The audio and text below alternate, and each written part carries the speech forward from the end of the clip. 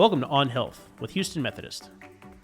I'm Zach Moore. I'm a photographer and editor here, and I'm also a longtime podcaster. I'm Katie McCallum, former researcher turned health writer, mostly writing for our blogs. And Katie, blood sugar, right? It's a big topic of conversation these days. Yeah. Maybe all days. I don't know, but especially recently, I feel.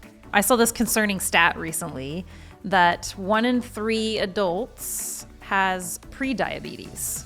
So not type 2 diabetes yet, but like the version right before. But still, it's like 33% of the population. 33% of the population. So it's like, a fairly large number. The scarier part of that is about 80% of those people do not know they have prediabetes. Wow. So that's, there's some math involved there.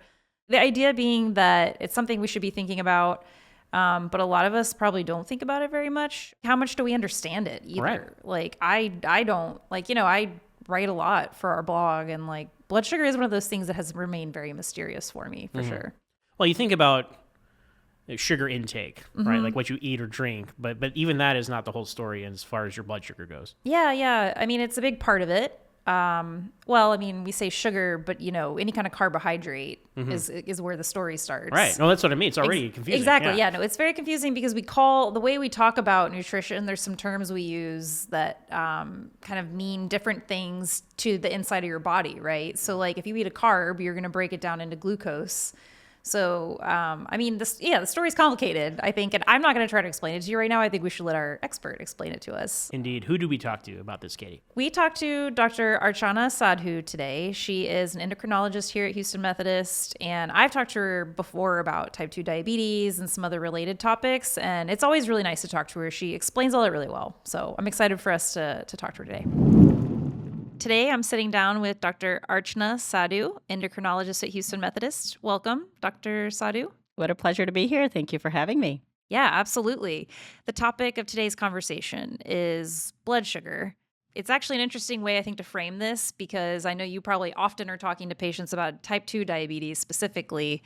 We kind of wanted to take the angle of blood sugar because I think people don't understand a lot about it, particularly people who don't yet have type 2 diabetes, but might be trending that direction. So we kind of wanted to unpack why blood sugar levels are important, what happens when they're high for too long, talk about prediabetes, which is the predecessor to type 2 diabetes. That's kind of everything we wanted to get into with you today.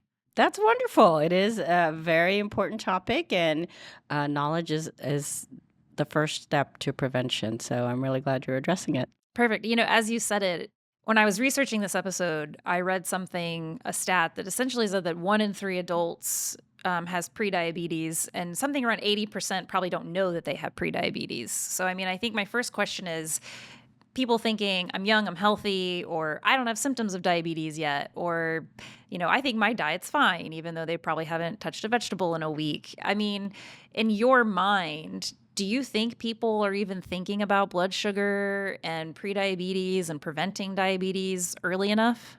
Absolutely not. Okay. Which is why our work is so difficult. Okay. And which is why I love doing these kind of podcasts to educate the public on what is blood sugar, what is prediabetes, when do you need to worry about it, and get them to care quicker so we can prevent the long-term complications of this disease. So blood sugars are important, right? We need sugar in our blood, to put it simply, or medically, we need glucose for all the cells in our body to function.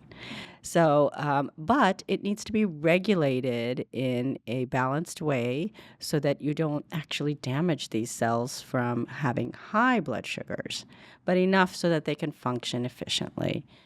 Put it simply, diabetes is a disease where the blood sugar has gone beyond that normal range. And we have specific numbers that we test for to give the diagnosis. Prediabetes is a little bit trickier. It hasn't gone into the diabetes range, but it's still above the normal range. And actually, the damage there is not from the glucose itself, but from the insulin that has to circulate at higher levels to keep the glucose down. So that is the physiology of prediabetes, and we call it insulin resistance, which then goes on to the ultimate type 2 diabetes. Gotcha. And, insulin resistance is something we've heard about on previous podcast episodes. And one way that I'm curious to talk to you about that we've heard about insulin resistance was we did an episode on chronic inflammation. So I think when people think of diabetes, they think, oh, it's in the future and, it's related to heart disease, all these things that people just don't think they need to be worried about now. But as far as insulin resistance and then maybe how it's linked to chronic inflammation, like what's happening in the here and now when someone is prediabetes, they're thinking they don't need to worry. Like what's going on in their body that they actually do need to be worried about? Right. So let me go back to the basic physiology of the pancreas because that kind of outlines what we're talking about when we talk about prediabetes. So the pancreas has cells called the beta cells that secrete insulin, whose job it is to regulate our blood glucose. What happens with insulin resistance is that in the early parts of this process, the amount of insulin the beta cell has to put out to keep the glucose regulated increases because the body is resistant to that insulin action. And insulin resistance comes along with many other conditions: obesity, poor diet with a high carb load, physical inactivity, genetics, certain medications, and this interesting phenomenon you're talking about is an inflammatory state, which is a general term, but it really encompasses a lot more complicated processes going on. But to simplify, an inflammatory state is any condition where you're revving up these cytokines, we call it, that are products of inflammation. And inflammation can be from many other things, but they're the products of inflammation. And these cytokines cause more insulin resistance. Okay, so it's like a vicious cycle at that point. It is a vicious cycle. Okay. So in the prediabetes state, that pancreas is chugging. It's trying to keep up, making sure that the glucose stayed down by putting out more and more insulin. But insulin has other effect more than just lowering blood sugars. And one of the things it also does is it stores fat. Well, there you So go. you're in that vicious cycle, right? It lowers glucoses from the blood into the cells. It also takes free fatty acids from the blood and stores them into the fat cells, and even cells that shouldn't be storing fat. And that's where the problem occurs. So then you have the liver as well.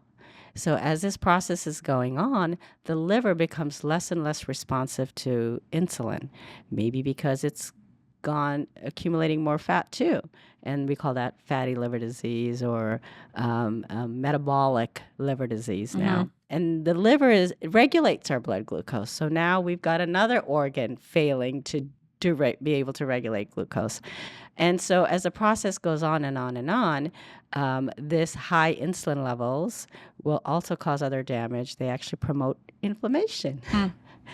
And they also damage the inner lining of blood vessels that causes the early heart disease, kidney disease, eye disease, all these processes going on over years.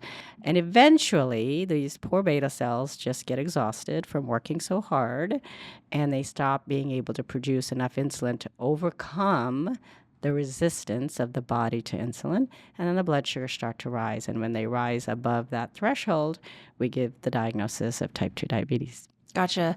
And everything you kind of just explained in this prediabetes phase, it's all kind of silent, I'm guessing. There's no probably symptoms that people are noticing the whole time. Yes, So it is a silent but deadly process. right. And it goes on for years if nothing is done to change it. We say that by the time you are in the pre-diabetes stage, you've already lost more than half your beta cells' Oh, wow. ability to Okay. function normally. And by the time you get to type 2, you're well into that damage of the beta cells. Not that it can't be slowed down, but when people say, am I cured of my diabetes because I've made these changes? Technically not, because you've already lost those beta cells, and beta cells are not generally regenerative like some other cells. Gotcha. In the pre-diabetes phase, can you quote unquote cure or reverse and get back on track? You've lost maybe half of your Yes. beta cells, but is half left enough to... Enough to keep you healthy Okay. the rest of your life? Yeah, Okay. it could certainly be, and that's why we stress early diagnosis Gotcha. and prevention. So we had a great trial decades ago called the Diabetes Prevention Trial. And what they did was they studied patients who were in these pre-diabetes stage, and they studied weight loss or one drug called metformin versus a third group. They just let them do their normal thing. The winner really was weight loss. Okay. With the most prevention to type 2 diabetes of about 50%. Interesting. Okay. Metformin is a great drug, and Yeah. it also did really well, but around that 35% range. And of course, the others progressed to diabetes. Okay. Nothing was done. But it tells a powerful story. I Yes. mean, it tells a powerful Yeah. story that something as simple as weight loss at the point of prediabetes can kind of get you back on track. Not that that's easy to do. So I'm not trying to say that No, part and we're is not simple, but talking, yeah. dramatic weight loss. Not that weight loss is easy, but Yeah. in that study, 7% Okay. of your current body weight reduced your risk for going to type 2 diabetes by 50%. Wow. Okay. You mentioned early diagnosis is important. So, someone in their 20s and their 30s, do they need to be getting their blood sugar levels checked? And what does that look like? I mean, I actually was at my primary care doctor's office yesterday, and he checked my A1C levels. So that's kind of like my frame of reference. So is that what we need to be doing, and how often, and at what age? What's your answer there? It all depends on your risk factors. So that we know classic risk factors for increasing diagnoses of prediabetes and type 2 diabetes. And they are age, BMI, or your weight to height ratio, and ethnicity, family history, other conditions, other medical conditions you may have that go along with diabetes, like high cholesterol, high blood pressure. And all of these things contribute to your risk. And I encourage everybody to go onto the diabetes.org page. It's the American Diabetes Association website. And there is a simple risk calculator on there that you just, in 1 minute, you'll know if you're low, medium, or high risk just by answering some of these questions for risk factors. So if you are overweight, if you're not active, if you have first-degree relatives with type 2, you want to get this screening done early. Okay. And by early, are we thinking like 20s? Yes. Okay. Yes. So 1 in 3 adults over the age of 20 have prediabetes. So it's crazy to think about. Well, what's even crazier is the growing number of children with type 2 Yes. diabetes. Yeah. We've not even broached that subject yet, and it's alarming to see just from 10 years ago how many more children are being diagnosed with type 2 diabetes. And of course, this comes along with the statistics for growing obesity rates as well. Yeah, absolutely. And I think it makes the case too for just this continuing care of having, like, regularly checking in with your doctor, because it sounds like if there's no symptoms of prediabetes, you're not going to know unless you go, get your blood checked. Exactly. And you go to years of insulin resistance and that damage from what we call high insulin levels or hyperinsulinemia.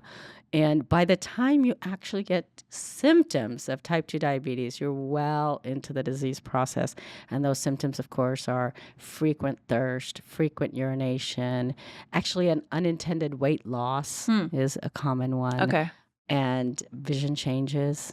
And just generalized weakness, fatigue, all of these things. And those, at that stage, your sugars are well into the 400s or above.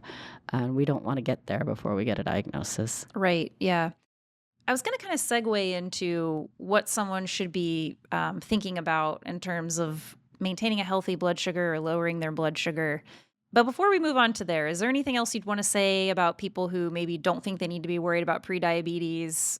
Anything else you'd sort of say that I haven't asked about? Well, I mean, the statistics you started off this conversation with is that 1 in 3. Yeah. So pretty much everyone should be worried about one of the 3 of us sitting in this room right now. in this room right now. Yeah. Exactly. And one in 3 of your friends. Yeah. So I think it should be on everyone's mind, especially in current times of lifestyle changes, especially after COVID. We know that COVID and the restrictions in isolation really impacted people's physical activities and their diets, and everyone gained weight. You hear that a lot. Yeah, we were just sitting at home. Just sitting at Literally. home, inactive, and what was it? Baking bread was the worst. Oh yeah, baking worst bread. thing you could do. Yeah, I had a sourdough starter. Yes. I never like successfully made bread with it, but I did try the sourdough starter. Everybody so, yeah, did, right? May as Even well. my own children were Yeah. sitting around baking all day long Yeah. because that was the trend. And unfortunately, it was probably the worst thing to do. Why everyone didn't go do a cardio workout every day at home became the trend would have been nicer, but it was baking bread. I think they light up the brain differently. Maybe I don't know. It's interesting. Dopamine, the dopamine impact of different activities. Yeah, I is, say that actually, and I have no idea if they light up. Maybe They exercise. actually do. They Okay. actually, there is science behind what lights up the brain, Yeah. or to be more medical, where the pleasure center, how the pleasure center is affected by different things, Mhm. whether it be emotional things or physical things or dietary things. The pleasure center of the brain certainly has a lot to do with how we choose to behave. Yeah, which doesn't make any of this easy, I'm sure, when it comes to doing all the right things to preventing diabetes. Right, right. Yeah, I have this conversation daily, 20 times a day with my patients. And I have to quote one of my patients just last week said, "Well, doc, is there a pill to make you like exercise?" And I said, "I'm working on it." Yeah, that'd be nice. I would take that pill.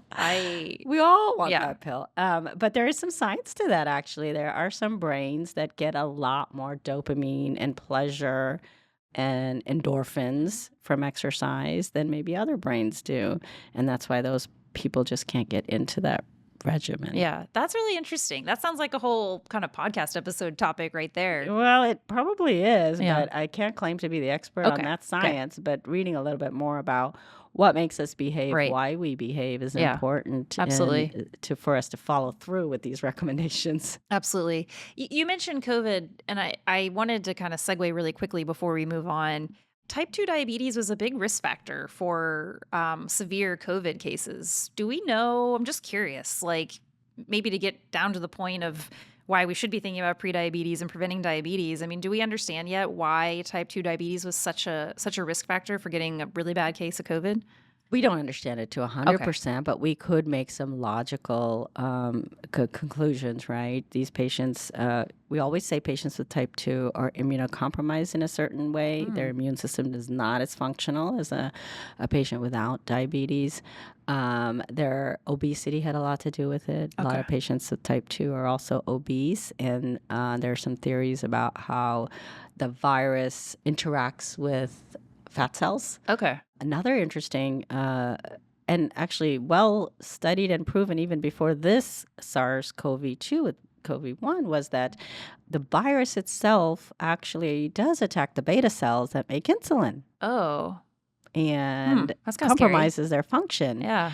And with that mechanism, we've also noted a sudden increase in new diagnoses of type 2 after Right. COVID infections. So there's a lot at play here. This virus is doing things, one, on patients who are already at risk with the disease, but also another in promoting the disease of diabetes. So, and then to just throw in what happened during COVID with all of the quarantines and isolations and the behavioral Yeah. changes with it too. So Bread, not exercising, sitting, exactly. binging TV way too much. Way too I did all of much, it, so yes. that was me. Okay, so moving on to what to do about blood sugar levels and keeping them in a healthy range or normal range.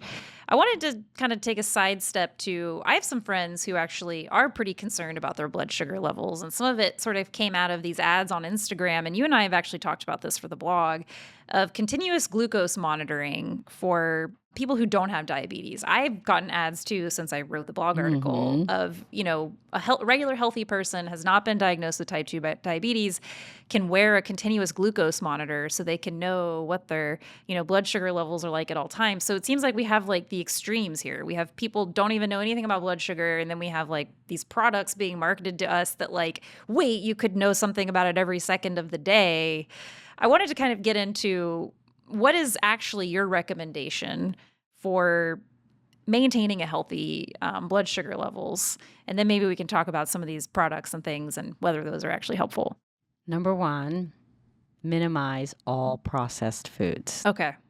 They happen to be delicious. So back to lighting up the brain here. But, I think the key of that behavior modification is moderation. Yeah. We all know when we're indulging too Oh, no, much in absolutely. these. I ate an enormous bag of hot fries the other week and I immediately felt sick after. And I was like, this is why my body is telling me it doesn't want this. So next time, just Yeah. 2 hot fries, not the whole pack of Yeah. hot fries. But moderation is, I think, the only way to really achieve these and balance your pleasure with health. So we're not saying don't eat carbs, don't be a strict ketogenic diet for the rest of your life. That's not healthy either, and it's not doable for the majority of people. But we all know when we should stop or when we shouldn't eat something because, and so kind of self-regulating that is really the intervention we're looking for, right? So these continuous glucose monitors, they are FDA approved for patients with glucose problems. They're tested in patients with high glucose and diabetes. They're not such significant data in normal patients, so we don't know how those numbers relate exactly to normal patients. Yeah. So those with diabetes, those who are struggling to maintain normal blood sugar in that disease process, even in prediabetes, this technology has been revolutionary for behavior modification. There's nothing a doctor can do with a visit every few months, even every few weeks for a short period of time in an office that this would not tell you every minute. Okay. Right? You take a bite of a donut, you watch the sugar levels just go escalating up, and immediately, hopefully, you would be like, okay, I'm putting this down. There it is. It's the proof. I mean, something you probably tell your patients every day, and then they can actually see it right in front of them as they're doing it. And it has been remarkable in helping patients modify behaviors with that real-time feedback. And nothing's more powerful than that for a patient. Yeah. So I have a little personal story. My daughter came to me just last week and said, Mom, I have been drinking a lot more water, I noticed. I'm really thirsty. Do I have diabetes? Yes. Now those symptom lists can be pretty subtle or can be pretty, like, scary, oh, wow, I have right. all those symptoms. Yeah. And this is the other end of the spectrum. She's 17. Yeah. So the message is getting through to them Right, exactly. that this is an issue and everyone should be aware of it. And I asked her a few more questions and I'm like, no, you probably don't have one, but I don't have a glucose testing machine here at home on a Sunday night to test you, but I'll bring you one tomorrow. So I put 1 CGM on her, knowing that it's going to be normal, but it's probably going to freak her out. Yeah. And she did. Yep. Like she sees the rise and she goes, oh gosh, I just ate this and I see how that. And then the next day she ate a salad for lunch and saw flat. So immediately she got feedback. And this is my daughter that I have been trying to educate on her excessive carb intake since she was a toddler. You know what I mean? I've been trying to restrict her, being an endocrinologist mother. Yeah. I can't help you're doing that. your due diligence. Yeah. I mean, but she didn't buy it. And this just happened a week ago when I put this monitor on her and she realized. Now her numbers were normal and she knew it too. Yeah. She immediately Googled it and said, what is a normal blood sugar after eating? Yeah.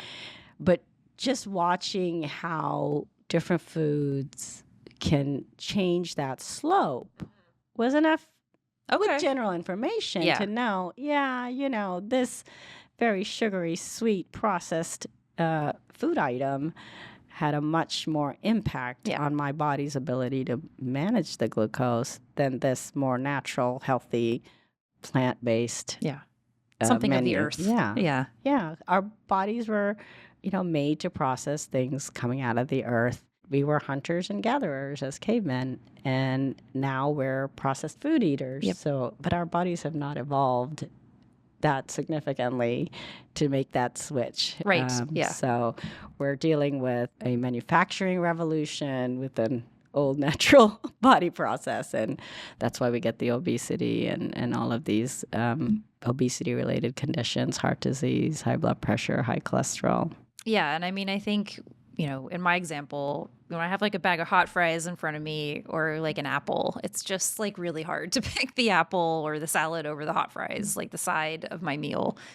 And I think that's the first struggle, right? Because those foods are so good. Like you said, we're making them to be something that's delicious, but then our body doesn't know what to do with them. It's an interesting contrast that's kind of placed in front of us now. There's a whole psychology behind that, and that starts in the womb. Oh, like what your mom eats? Oh, wow. And what your mother's insulin levels were. Okay. And how that translates to development of the fetus. And then, of course, what foods we choose to feed the babies and children at young ages. Because all of these pleasure foods get, programmed in their brain over time. It certainly feels that way. Like I said, I felt sick after all the hot fries, but like those first couple hot fries, I mean, you just like can't stop because it's just like, oh my gosh, this tastes so good. Have it. Yeah. But when you really sit back, like they don't actually taste that good. Sometimes I'm like, what is this flavor even that I'm tasting? But it's too late. I'm already like on the train. Right. In another culture, they'd be like, that does not taste good. I don't know what you're talking about. That's fair. But I would totally we understand. all associate certain food items with that emotional feel-good feeling. So I don't need to feel awful about that, it sounds like. No, that's Still very do something. normal. Okay, gotcha. If you want to eat that hot fries, you eat it, and then you go jump on a treadmill for half an hour, and you may balance the two effects. So speaking of jumping on the treadmill, other ways to maintain a healthy blood sugar. I mean, I know we talked about the risk factors and obesity was one. So other ways to maintain normal levels or bring down some, entering higher levels if you have prediabetes. Is there kind of like a list? I know we could probably talk about each a ton, but is there a list of things? There's 3 main things. Okay. Those that are struggling with prevention should make sure they do it first. One is, we talk so much about the diet. Make it natural, make it from the earth as much as possible. 2 is physical activity. Okay. So I mentioned how insulin is so key in lowering your blood sugar. Well, guess what else does it just as good? Physical activity. Okay. It's an entirely different mechanism than insulin, but it does it, and they come to the same place in terms of lowering the blood sugar. Mm-hmm. So, and that one, of course, is going to be much more beneficial in other things, heart health and musculoskeletal health. So physical activity is a must. And the third is sleep, actually. Okay. Sleep is really important. And Love I think sleep something we myself. we don't emphasize enough, that kids should get enough sleep, adults should get enough sleep, and good sleep. Mm-hmm. So I think those 3 things are basic, fundamental life activities that really play into prevention of disease progression.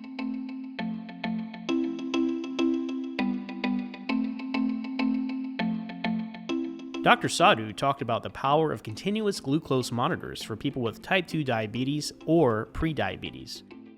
But do healthy people benefit from using these devices? If your doctor hasn't warned you about your blood sugar levels, but you're still thinking of trying one, here's a word of warning. Continuous glucose monitors are designed to alert a person with diabetes that low blood sugar is occurring or about to occur, and prompt them to take action. But that same reading may not be actually concerning for a healthy person. This alert might not only prompt anxiety and panic, it may lead you to taking an unhealthy action, like eating a quick source of simple carbs in order to bring your blood sugar back up. A bag of chips, for instance. This isn't just unnecessary, it's unhealthy. Rather than believing the claims that continuous glucose monitors can help healthy people maintain their weight or control their metabolism, Dr. Sadhu emphasizes 3 simple steps for better blood sugar control. Eat whole, natural foods. Avoid processed ones as often as possible. And be physically active every single day.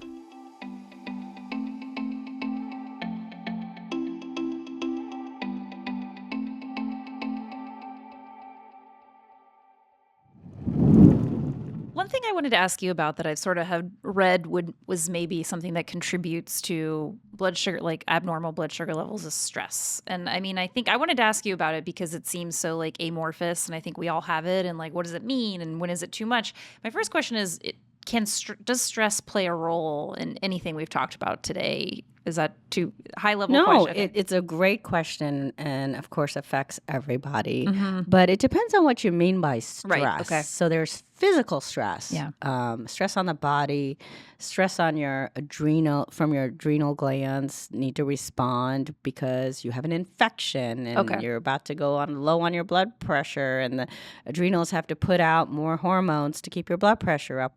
Those are the stress hormones. So or you're in a car accident, right? And you're bleeding and you got to make sure your blood pressure's up. So there's that physical stress. So if you're constantly ill, you are under constant stress. Pain is another stress. Mm-hmm. Physical pain is another stress that raises these hormones. Eventually, these hormones not only do life-sustaining things like keep your blood pressure up, but they also keep your blood sugar up because your body needs it to function. And so if you're constantly under this stress and you're constantly having high blood sugars, it's going to be a risk factor for your future chronic medical conditions. And then there's emotional and psychological stress, which is really much harder to study, but depression and diabetes go very closely together. And it makes sense, right? When you're depressed or anxious, you're more isolated, you're less likely to go out and be active and do the things that you like to do, more sedentary and alone. And that's going to play into it physically eventually. Weight gain is really common with depression as well. And of course, weight gain will lead to all diabetes and other conditions. So those are the different types of stress, and it certainly does play into your risk factors. Gotcha. And I guess I would imagine too, you mentioned sleep as one of the big kind of pillars of preventing diabetes. And, maybe when stress is leading to poor sleep or something, is maybe that's kind of the indirect, that's the more direct measurement in the indirect. Okay. Right. Gotcha. I wanted to ask you about a couple other things that I have either seen or read about as far as preventing diabetes. And the first one is I actually saw a commercial for this the other week, which I had never heard of this. And it was literally just calling itself like a blood sugar supplement or like a diabetes supplement. Go low. I think, what is it? And like, does that work? It's just, from my understanding, it's a lot of different plant products. Okay. Things you can get from a healthy diet. Okay. There we go. So back to just eating with the healthy much more diet. benefits than in a bottle. But these plant products, there are some plant products, alpha lipoic acid supplements actually have shown to lower blood sugar in patients with diabetes. In normal patients, we don't know. And there are probably nutritional deficiencies that patients with diabetes have that led them to that point. These kind of, advertisements on TV and these commercialized products, there's no science behind them to substantiate their claims. So when Golo came out, so many patients, well, should I take this? Should I take this? It reduces insulin resistance. Well, I'm not sure that it would do that, first of all. And let me tell you what does reduce insulin resistance. Yeah. It's interesting when you think of it that way, because it certainly doesn't seem like it can work against a bad diet, I would guess. Like if you're taking the supplement, but I'm still eating the bag of hot fries every day. Like I'm guessing it can't counteract that. So you still have to and make I think changes. These programs, they say we've got the supplement and they focus on the supplement, but there's a rest of the program. Yeah. And they don't give, of course, someone who's really motivated to improve their health and goes to these supplements will do other things too. And I bet it's the other things like, okay, I'm not going to sit around and watch TV today. I'm going to go for a walk. Whatever other things that they're doing is probably more influential than that supplement. Yeah. Well, and it kind of reminds me of, I'm glad you mentioned that trial of even when you compare metformin to weight loss. Weight loss is such a powerful prevention measure. So, I think it kind of gets back to like focusing on what actually works and what matters the most. And where the science is. Interesting. And we're actually just common knowledge, right? Well, I think that's the thing. We all want to like try to find some other thing we can grasp onto to be like, no, it must be this, or it must be something I'm missing, or in some cases there are disease processes that need to be addressed. If you're hypothyroid, low thyroid function, for instance, it's very hard to lose weight. But these are, something that your doctor can easily screen for and help you with. But in general, it's still going to come down to changing some of these very bad behaviors. Yeah, gotcha. The last thing I wanted to ask you about, because I saw this on TikTok, I think it was apple cider vinegar for, blood sugar management. Now, I've talked to a gastroenterologist about how like it's actually kind of could be bad for your throat if you're taking apple cider vinegar shots every day. But is it even doing anything to your blood sugar levels? Well, if it substitutes a soda, it certainly is. Okay. All right. So maybe just not having the soda would be the first step, and kind of back to this thing of addressing the actual problem. Yeah, I don't prescribe apple cider vinegar Okay. as a treatment for blood sugar Understood. management. So again, there's so many other things happening to this patient at the same time that is seeking these products as their answer, right? They're very conscientious of their glucose, so maybe they are changing their diet in subtle other ways. We don't have a study. Everyone has this same diet, but this one group has apple cider on top of it. We don't have that direct comparison. But all of these people are making subtle changes because they're very conscientious of trying to manage their glucose. And I bet those changes are doing a lot more than the apple cider vinegar. Yeah. But, in general, like smoothies and these fruit smoothies, meal replacements, I mean, it couldn't be worse, Okay. these fruit smoothies. Because they're probably full of sugar. They They're just spike your blood sugar. concentrated sugar. And depending on where you are in this disease process, that can be very detrimental to promoting the like if you're in prediabetes stage, right? You load yourself with these simple carbs that are in fruits, and your pancreas has to kick it, like Yeah. put out that insulin to get that carb down because they're very rapidly absorbed and they spike glucose very quickly and very high. So the pancreas has to respond with a fierce level of insulin, and now you're just promoting more of the insulin circulating and doing the other things that we don't want it to do as well. Okay. So watch out for the concentrated fruit smoothies. No, I would recommend against any fruit juices, period. Okay. Eat the fruit, don't drink the juice. Gotcha. I like that. That's a good tag phrase. I like that. Well, because there's a lot more fiber in fruit, in Right. the whole fruit. Yeah, and it all that gets stripped actually out in juice, that right? helps naturally regulate your absorption So of this glucose. is a perfect segue into, I know the whole diet part of diabetes and preventing diabetes is probably a whole series of podcast episodes. But the Right. one question I did want to ask you, because we've talked a lot about hot fries, we've now talked about fruit and simple sugars, and you kind of mentioned fiber. The one diet thing I wanted to get into is simple carbs versus complex carbs. What are they each, and how do they affect blood sugar differently? Because I think that's where I myself and even some of my friends, I think we all get the most confused with like which of these carbs are okay to have, like which are good for us and which are like let's eat them but let's not prioritize them. So I go back to the fundamental. Get it from the earth, and Okay. it's good. If it's gone through a processing manufacturing plant, it's probably not good. Yeah. But to be more detailed, so we have under simple carbs, you have monosaccharides and disaccharides. And complex carbs are polysaccharides, which just means that the chain of sugars is longer. Eventually, all of them are broken down by our body into the simple molecule of glucose. So fruit, for instance, we were talking about that. Fruit is simple monosaccharides. They get absorbed quickly. The blood sugar spikes quickly, and it gives you that fuel your body needs immediately. Whereas the polysaccharides, the longer chains, they are absorbed more slowly, and they give you that glucose in a sustained way, the complex carbohydrates. Now, simple carbohydrates come in different ways. They come naturally in fruits and vegetables, which also come with vitamins and minerals and other good things our body needs. They also come in sugars, white sugars, white flour, Yeah. which have no nutritional value whatsoever. So while both types of sources are giving you that glucose burst, the natural way is giving you a lot more health benefits. And they come with other components of good benefits like fiber, for instance. Yeah. Our body needs that as well. Whereas the processed ones, the ones in cakes and cookies and pasta and white rice, they're just basic. The sugar itself, nothing worth it to come with the sugar. Gotcha. Complex carbohydrates are the same as well. Those are also present in natural foods and also manufactured foods.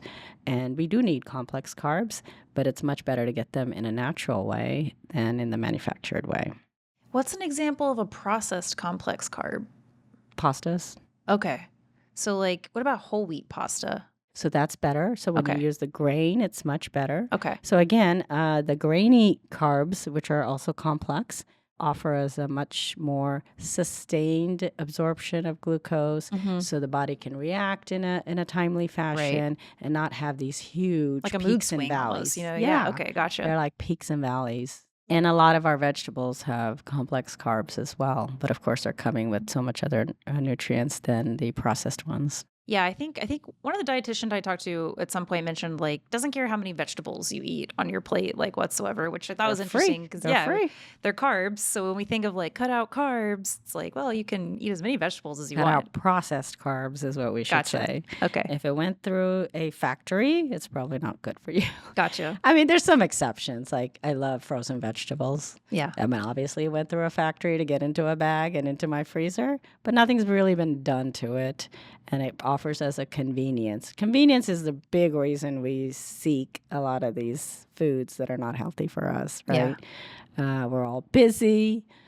Convenience and cost. Yeah. Unfortunately, the unhealthy foods are the most affordable. Yeah, which I don't know. I feel like it's changing lately. I feel like a lot of the like chips and stuff it's more expensive than getting like a piece of fruit now. But to your point about the frozen vegetables, I think that's a good one because vegetables can get a little pricey because then you forget to, or just like you don't forget to make them. The week catches up to you. And the salad bag you bought on Monday is like just not going to make it into the meal plan by Friday.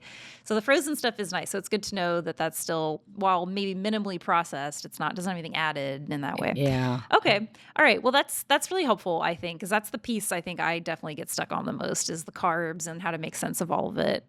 So I guess as we close out here today, anything else you would add that I haven't really asked you about that you think is an important message to send people who probably aren't thinking about blood sugar and need to be? I would say know your risk. Okay. Know your risk. Where do you land on that risk profile? And if you're moderate or high risk, and there's great risk calculators, like I mentioned from the American Diabetes Association, quick 1 minute, answer questions and you'll get to know. And if you are at risk, you should get tested. Okay. Yeah, and we can put a link to the risk calculator you mentioned in the show notes. We'll put that in there. And then the other big message is our children. Yeah. It's very hard. I know. I have 3. I try to raise them with, these healthful eating tips, but all of society has to do it. They go to a birthday party and I'm the, evil mom. Yeah. Who says, no, not a second slice of cake. Just that little bit is good. Yeah. It's very hard to do it alone. So do it with your family and do it with your social network together. And I think we can get over this horrible trajectory we're on in terms of childhood obesity, childhood diabetes, and chronic medical conditions we never thought about and were never taught. Yeah.